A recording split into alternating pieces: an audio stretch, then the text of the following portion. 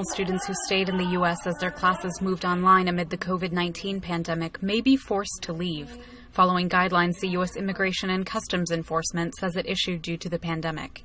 I don't want to put my family at risk. I don't want to put myself at risk to travel during a pandemic and going back to Pakistan. And even if I could defer the program for a year, there's no guarantee that I will get the visa again.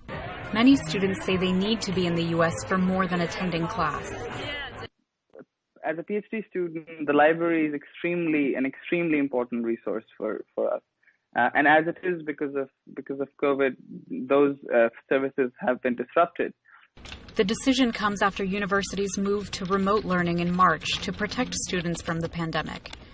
International students had to decide to stay or return to their families. More than 90% of the international students who were studying in the U.S. when COVID-19 hit and college campuses were closed have chosen to remain in the United States. And this creates such disruption in their lives and such uncertainty that it is unconscionable.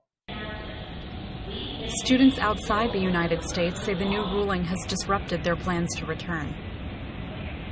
I know for a fact that international students, when it comes to rules, guidelines, laws, and stuff like that, they are sort of like treated as low-level citizens, if I can even use the word citizen to begin with, because that's what they make clear we are not. The Trump administration said this week that the policy speaks for itself and that online coursework does not merit a visa. But critics say the decision will hurt U.S. higher education, economy, and diplomacy.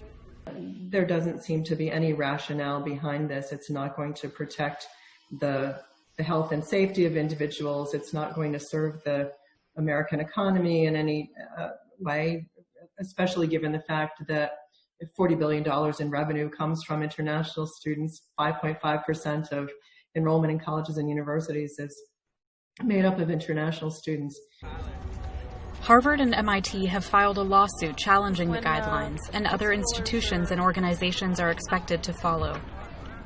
As students await these decisions and universities scramble to change their fall programming, their future remains in limbo. Esha Sarai, VOA News, Washington.